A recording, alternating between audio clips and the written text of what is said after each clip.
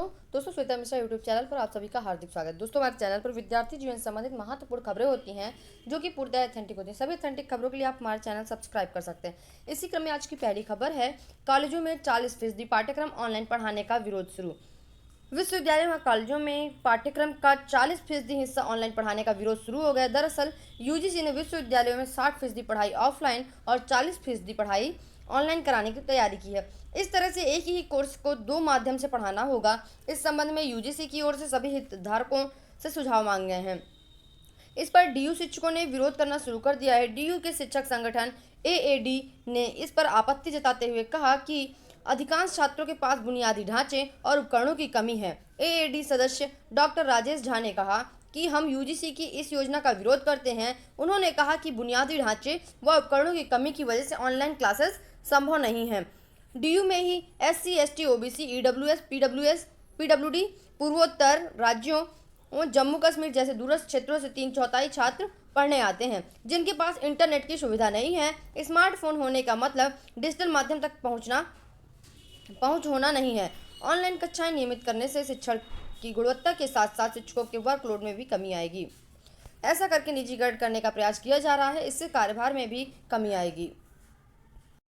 तो यूजीसी का मानना है कि 60% जो सिलेबस है वो ऑफलाइन मोड पर और जो 40% है उसको ऑनलाइन मोड पर कवर करके 100% सिलेबस कवर कराया जाए। लेकिन इसका विरोध डीयू के प्रोफेसर्स ने शुरू कर दिया है। उनका कहना है कि बच्चों तक स्मार्टफोन है लेकिन सारी सुविधाएं प्रोवाइड नहीं है उनके पास तक। दूर दराज से आते हैं जिनको ऑनलाइन मोड में पढ़ने में असुविधाएं होंगी। इन सारी चीज़ों को लेकर के विरोध शुरू कर दिया है और लगातार शिक्षकों का ये ऐसा करके निजीकरण करने का प्रयास किया जा रहा है। इससे कार्यभार में कमी आएगी। तो इससे तदर्थ और अस्थायी शिक्षकों को हटाया जाएगा, जबकि हम लगातार तदर्थ और अस्थायी शिक्षकों के समायोजन की मांग कर रहे हैं। ऐसा कुछ डीयू विश्वविद्यालय के शिक्षकों का कहना है।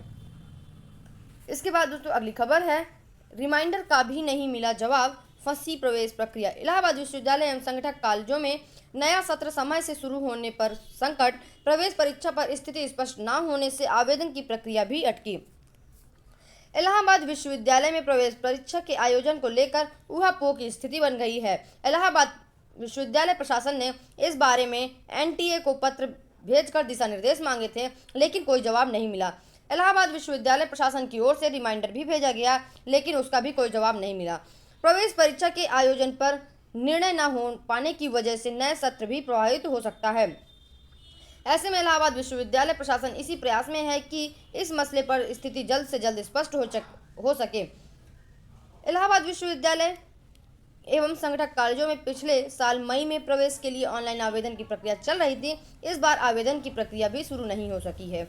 आवेदन की प्रक्रिया में कम से कम 1 माह का वक्त लगता है। इसके बाद प्रवेश परीक्षा के लिए प्रश्न पत्र तैयार किए जाते हैं और फिर इसके बाद परीक्षा विधि द्वारा का निर्धारण किया जाता है। परीक्षा के आयोजन के 10 से 15 दिनों के बाद परिणाम आता है। दाखिले की खिड़की खुलती है। सभी पाठ्यक्रमों में दाखिले की प्रक्रिया पूरी होने में 1.5 से 2 माह का वक्त लग जाता है। ऐसे में जितनी देर होगी नए सत्र भी उतना ही प्रभावित होगा।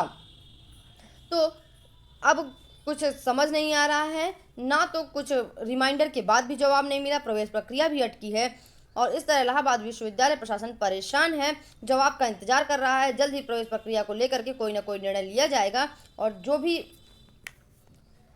निर्णय लिया जाएगा तो आपको वीडियो के माध्यम से जरूर अवगत कराया जाएगा। इसके बाद यूपी बोर्ड परीक्षा की सभी तैयारियां पूरी हैं। उत्तर प्रदेश मुख्यमंत्री डॉक्टर दिनेश शर्मा का कहना है कि यूपी बोर्ड का वर्ष 2021 की परीक्षा की सभी तैयारियां पहले से पूरी की जा चुकी हैं। केंद्र सरकार जिस तारीख से परीक्षा कराए जाने के बारे में सुझाव देगी, यूपी बोर्ड परीक्षा का आयोजन कराकर 1 माह के अंदर परीक्षा परिणाम घोषित कर दिया जाएगा। उत्तर प्रदेश मुख्यमंत्री सीबीएसई की 12वीं की परीक्षा और प्रोफेशनल कोर्सेज की प्रवेश परीक्षाओं के आवेदन के सिलसिले में रविवार को केंद्रीय रक्षा मंत्री राजनाथ सिंह की ओर से राज्यों के साथ वर्चुअल माध्यम से की गई बैठक में अपने विचार व्यक्त कर रहे थे। मुख्यमंत्री इम्तिहान लेकर 1 माह में घोषित कर देंगे रिजल्ट और जैसा भी होगा कि अभी किसी ना तो सीबीएसई बोर्ड के एग्ज़ाम की कुछ कंफर्म न्यूज़ मिल पा रही है, ना तो स्टेट बोर्ड की आपकी यूपी बोर्ड की कंफर्म न्यूज़ मिल पा रही है। लेकिन 12th की सीबीएसई बोर्ड की भी परीक्षाएं होंगी और यूपी बोर्ड की भी परीक्षाएं होंगी। जब भी परीक्षाएं होंगी 1 महीने के अंदर ही उसका परिणाम घोषित कर दिया जाएगा और तैयारियां लगभग सीबीएसई बोर्ड की भी पूरी हैं और यूपी बोर्ड की भी पूरी हैं। बस थोड़ा इंतजार करिए, जून तक सारी एग्ज़ाम्स का क्लियर हो जाएगा कि कब होगा एग्ज़ाम, लेकिन जो क्लास 12th वाले एग्ज़ाम हैं वो ज़रूर होंगे। इसके बाद असिस्टेंट प्रोफेसर भर्ती प्रक्रिया अगले साल पूरी होने की उम्मीद। असिस्टेंट प्रोफेसर की जो प्रक्रिया चल रही है तो अब वह अगले साल तक ही पूरी होगी। उत्तर प्रदेश उच्चतर शिक्षा सेवा आयोग 26 मई से प्रस्तावित लिखित परीक्षा को स्थगित किया जा चुका है। लिखित परीक्षा कई चरणों में प्रस्तावित है, इसके बाद इंटरव्यू होना है। इस प्रक्रिया को पूरा होने में 7 से 8 माह का वक्त लगेगा। ऐसे में अभ्यर्थियों को भर्ती प्रक्रिया पूरी होने के लिए काफ़ी इंतजार करना पड़ सकता है। अशासकीय महाविद्यालयों में विज्ञापन संख्या 46 के तहत भूगर्भ विज्ञान विषय में असिस्टेंट प्रोफेसर के एक पद, विज्ञापन संख्या 50 के तहत 49 विषयों के असिस्टेंट प्रोफेसर के 2002 पदों यानी 2003 पदों के लिए भर्ती परीक्षा होनी थी। इसके लिए आवेदन 25 फरवरी से शुरू की गई थी। तकरीबन 1 लाख अभ्यर्थियों ने आवेदन भी किए थे।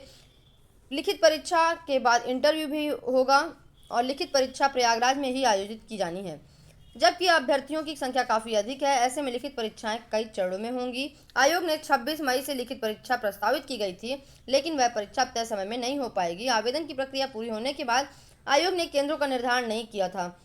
आयोग को लिखित परीक्षा की अगली तिथि के साथ केंद्रों का निर्धारण भी करना होगा और इसकी लिखित परीक्षाएं जब भी होंगी तो आपको अवगत कराया जाएगा। असिस्टेंट प्रोफेसर की परीक्षाएं स्थगित कर दी गई हैं, उसकी अभी कोई नई डेट नहीं आई है। जो भी नई डेट होगी आपको वीडियो के माध्यम से जरूर अवगत कराया जाएगा। सीबीएसई 12वीं परीक्षा सभी राज्य तैयार, केंद्र ने दिए 2 प्रस्ताव, 1 जून से ले पहले निर्णय। मैंने आपको पहले ही बताया कि 1 जून से पहले आपको बता दिया जाएगा, यानी कि जून में ही बता दिया जाएगा आपको कि एग्ज़ाम कब होंगे और उसकी डेट क्या होगी, कैसे होंगे, सारी चीज़ों को, वो चाहे सीबीएसई बोर्ड का हो, वो चाहे यूपी बोर्ड का हो, सारी चीज़ों को आपको बता दिया जाएगा। कई प्रस्ताव हैं, इसमें पहला प्रस्ताव है जिसमें सहमति नहीं बन पाई है और दूसरा प्रस्ताव है जिसमें सहमति बन गई है। उसमें दूसरा प्रस्ताव क्या था, जिसमें वैकल्पिक प्रश्न थे और 90 मिनट का क्वेश्चन पेपर था। इसमें पेपर में वैकल्पिक और छोटे प्रश्न ही पूछे जाएं। इसमें परीक्षा के लिए 45 दिनों की समय की ज़रूरत होगी। मुख्य परीक्षा के पेपर की परीक्षा उनके ही स्कूल में परीक्षा केंद्र बनाकर आयोजित किए जाएं। तो ये जो दूसरा प्रस्ताव था वो ये था और इसी में मोस्टली मतलब सहमति बनी है। इसके बाद खेल प्रशिक्षक की विभिन्न रिक्तियाँ, भारतीय खेल प्राधिकरण, ये इसकी वेबसाइट दी हुई है और इस वेबसाइट में जा कर के जिन्होंने खेल वेल का डिप्लोमा लिया हो वो जा कर के इसको ऑनलाइन ज़रूर करें। इसके बाद उत्तर प्रदेश पुलिस भर्ती एवं प्रोन्नति बोर्ड, उत्तर प्रदेश पुलिस भर्ती की तरफ से आई है भर्ती, जिसमें उत्तर प्रदेश निरीक्षक नागरिक पुलिस महिला व पुरुष, प्लाटून कमांडर पीएससी व अग्निशमन द्वितीय अधिकारी पुरुष। तो ये उत्तर प्रदेश पुलिस की तरफ से भर्ती आई है और जिसकी लास्ट डेट है आपकी 15 जून। इसकी वेबसाइट ये दी हुई है और इसकी वेबसाइट पर जा करके आप इसका विस्तृत विज्ञापन देख सकते हैं। इसके बाद इंटर कॉलेजों में वैकल्पिक विषय के रूप में शामिल होगा एनसीसी।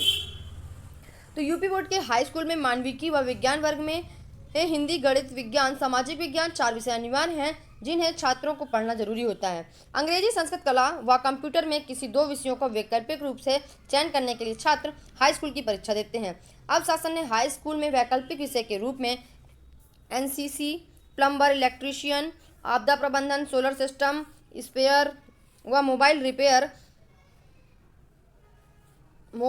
को भी वैकल्पिक विषय के रूप में चुना है। वहीं इंटरमीडिएट की परीक्षा में मानविकी विषय में एनसीसी को वैकल्पिक विषय के रूप में मान्यता दी गई है। इंटरमीडिएट में जैसे 5 परीक्षाएं पहले देनी पड़ती थी, अब उसमें एनसीसी भी शामिल किया गया है। छात्र छात्राएं अपनी इच्छा के अनुरूप इस विषय की पढ़ाई कर सकेंगे। नए सत्र में छात्रों को 9 व 11वीं में प्रवेश दिया जाएगा और यह परीक्षा 2023 की बोर्ड की परीक्षा में एनसीसी विषय के रूप में ले सकेंगे। अब यानी कि एक नया विषय हो गया है एनसीसी विषय, जो कि 2023 की बोर्ड परीक्षा में अभ्यर्थी ले सकेंगे। इसके बाद अब 15 जून तक किया जा सकता है दरोगा भर्ती के लिए आवेदन। यूपीएसआई की डेट बढ़ गई है, जिसका आवेदन 15 जून तक किया जा सकता है। अभी तक इसकी डेट जो थी वो इसके पहले 30 अप्रैल थी, फिर बढ़ाई गई 30 मई कर दी गई और अब 15 जून कर दी गई है। जो भी अभ्यर्थी रह गए हों आवेदन करने से, तो वो अभ्यर्थी जरूर आवेदन कर दें और सभी लोग अपने घरों में रहें और सुरक्षित रहें, क्योंकि अब लगातार और भी बीमारियां बढ़ती जा रही हैं, जैसे ब्लैक फंगस, वाइट फंगस, जो कि और भी खतरनाक है। खतरनाक तो वैसे सारी बीमारियां होती हैं, लेकिन घबराने की नहीं है बात। सरकार खड़ी है साथ। धन्यवाद। आपका दिन शुभ हो।